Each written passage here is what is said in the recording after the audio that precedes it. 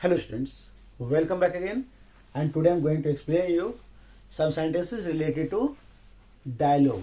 Okay students, जैसा कि आप लोग जानते हैं कि अब जो क्वेश्चंस क्लास 10 में जो पूछे जा रहे हैं बोर्ड एग्जाम में, उसमें आप लोगों को डायलॉग से रिलेटेड सेंटेंसेस दिए रहते हैं, जिसको आपको डायरेक्ट से इनडायरेक्ट जो आपने सीखा है उसी के आधार पर होता है। तो कैसे आप इस तरह के क्वेश्चंस को बहुत ही आसानी से समझते हुए मैं आपको बेसिक कॉन्सेप्ट के साथ बताने का प्रयास करूंगा।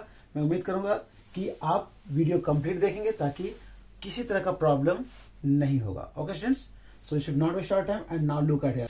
तो आप जैसे ही डायलॉग इस तरह के देख रहे हैं तो आपके दिमाग में किस तरह का क्वेश्चन अराइज होना चाहिए वो ध्यान से देखिए।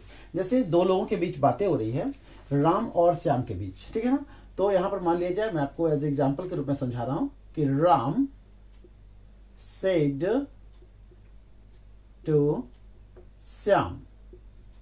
राम और श्याम में बातें हो रही है। क्या बात हो रही है?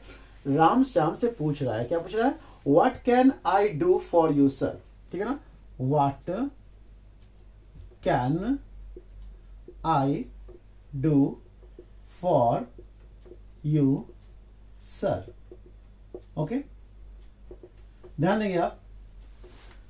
तो जब भी आप इस तरह के सेंटेंसेस देखते थे तो आप जैसे क्वेश्चन मार्क होने पर आप सेड टू को कन्वर्ट करते थे आस्क्ड में, ठीक है ना। आप क्या लिखते थे? आस्क्ड। जब आप डायरेक्ट से इनडायरेक्ट में कन्वर्ट कर रहे होते हैं, ठीक है, asked. Okay, Ram asked Shyam, ठीक है। और डब्ल्यूएच वर्ड होने पर आप कोई चेंजिंग नहीं करते थे, ठीक है ना।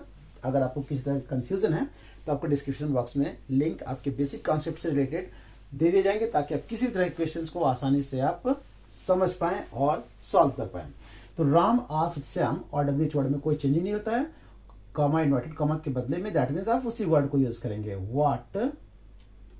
ओके, इंट्रोगेटिव सेंटेंस होने के कारण से आपको डब्ल्यूएच वर्ड के बाद हेल्पिंग वर्ब आपको दिखाई देगा, लेकिन आप ऐसा नहीं करेंगे क्योंकि आपको क्या करना है? अफर्मेटिव में चेंज करना है, ठीक है। आपको इंट्रोगेटिव में सेंटेंस को नहीं रखना है, ठीक है ना। ध्यान देंगे, आपका जो सेंटेंस होगा वो बिल्कुल असर्टिव सेंटेंस में होगा।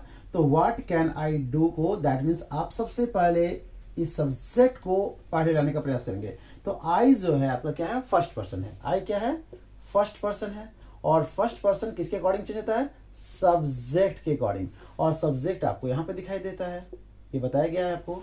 तो आप देख रहे हैं सब्जेक्ट में आपका राम है और राम के लिए आप एज ए प्रोनाउन क्या लिखते हैं? ही। ओके, तो व्हाट ही, आई के लिए आप क्या लिखे? ही। अब ध्यान देंगे आप, क्योंकि आपका रिपोर्टिंग वर्ब जो है वो पास्ट में है। किसमें है? पास्ट में है।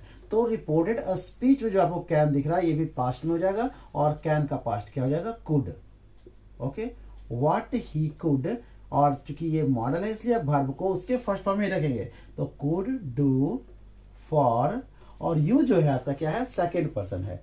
यू जो है आपका वो सेकेंड पर्सन है और सेकेंड पर्सन ऑब्जेक्ट के अकॉर्डिंग चेंज होता है और ऑब्जेक्ट आपका यहां पर होता है। ध्यान देंगे, तो ऑब्जेक्ट में श्याम लिखा हुआ है तो आप श्याम के लिए क्या लिखेंगे? हिम। ओके, आपका ये फर्स्ट पार्ट ध्यान से देखिए, आप मिलाने का प्रयास करेंगे तो आपको मैच करता हुआ दिखाई देगा। जैसा कि राम आस्क्ड श्याम, राम आस्क्ड जो है श्याम से पूछा, क्या पूछा? What he could do, what he could do for him. Okay, तो आपने समझ लिया कि इस तरह के जब ये डायलॉग आपसे पूछे जाएंगे तो आप जो पहले आपको जो बेसिक कॉन्सेप्ट दिए गए थे उसी के आधार पर आप बनाने का प्रयास करेंगे। नेक्स्ट पार्ट ध्यान से देखिए क्या लिखा हुआ है। लिखा हुआ है अब श्याम जो है ये भी क्वेश्चन कर रहा है ना, तो ध्यान देंगे सेकेंड पार्ट के बारे में बता रहा हूं। तो लिखेंगे श्याम सेड टू, सबसे पहले आपको क्वेश्चन को समझने का प्रयास करना है कि क्वेश्चन किस तरह का है। तो श्याम पूछ रहा है राम से, उल्टा। ध्यान देंगे, श्याम सेड टू राम, और अब देख रहे होंगे आपको यहां क्या दिख रहा है? Will you give me a new pen, will you give me a new pen. Okay, तो आप इस तरह के सेंटेंसेस को जब भी आप बना रहे हैं सॉल्व, दैट मीन्स कि डायरेक्ट से इनडायरेक्ट में कन्वर्ट कर रहे हैं, फिर देख रहे हैं आप क्वेश्चन मार्क है तो सेड टू को फिर आप आस्क्ड में कन्वर्ट करेंगे। ओके, आस्क्ड, तो आप लिखेंगे श्याम आस्क्ड राम। ओके, और जैसा कि आप यहाँ देख रहे हैं विल, इससे पहले आप देख रहे हैं WH वर्ड, WH वर्ड में कोई चेंजिंग नहीं करते हैं, लेकिन विल चूंकि आपको हेल्पिंग वर्ब के रूप में दिख रहा है, यानी एक्सिलरी वर्ब के रूप में दिख रहा है, तो एक्सिलरी वर्ब होने पर आप इफ या वेदर का प्रयोग करते हैं, जैसा कि आपको पिछले वीडियोस में सारे कॉन्सेप्ट दे दिए गए हैं। तो आप क्या लिखेंगे, इफ, ओके, आप इफ लिखेंगे, और इफ के बाद चूंकि यहाँ पर क्या है, दैट मीन्स एक्सिलरी वर्ब होने के कारण से आप यहाँ इफ लिख रहे हैं। उसके बाद आप जो देख रहे हैं यहाँ यू कौन सा पर्सन है, सब्जेक्ट, दैट मीन्स कि सेकंड पर्सन है, और सेकंड पर्सन ऑब्जेक्ट के अकॉर्डिंग चेंज होता है। ऑब्जेक्ट में आपको यहाँ क्या दिख रहा है, राम, राम के लिए क्या लिखेंगे आप, ही, इफ ही। और विल का चूंकि आप देख रहे हैं ये पास्ट में है, तो आप विल को भी पास्ट में यूज करेंगे, यानी विल का पास्ट क्या होता है, वुड, इफ ही वुड। और ध्यान देंगे आप वुड जो है आपका मॉडल है, इस कारण से आप इसे फर्स्ट फॉर्म में रहने देंगे, इफ ही वुड गिव। और ये आपका मी जो है आई से रिलेटेड है ना, ऑब्जेक्टिव केसेस का, दैट मीन्स कि आई, दैट मीन्स कि उसे भी हम लोग फर्स्ट पर्सन के कैटेगरी में रखते हैं, और फर्स्ट पर्सन सब्जेक्ट के अकॉर्डिंग चेंज होता है। और सब्जेक्ट जो हमारा है वो क्या है, श्याम, ठीक है ना, हमारा यहाँ श्याम सब्जेक्ट है, तो सब्जेक्ट के अकॉर्डिंग हम यहाँ क्या लिखेंगे, him, if he would give him a new pen, him a new pen. तो अब आप ध्यान से देखेंगे, आपका क्वेश्चन यही पूछा गया था कि श्याम आस्क्ड, ध्यान देंगे आप, श्याम आस्क्ड राम, राम। अब क्या लिखेंगे आप, if he would give him a new pen. तो आप इस फिल इन द ब्लैंक्स में आप इस वर्ड को, दैट मीन्स इस फुल सेंटेंस को कंप्लीट भरने का प्रयास करेंगे।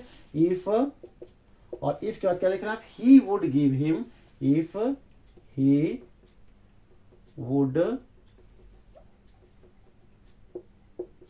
if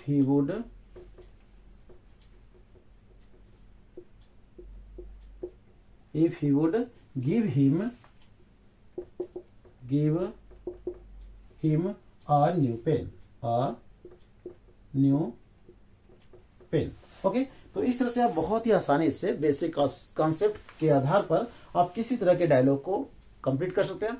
फिर भी अगर कंफ्यूजन हो तो कमेंट बॉक्स में अपने प्रॉब्लम अवश्य शेयर करें। Okay students, thank you.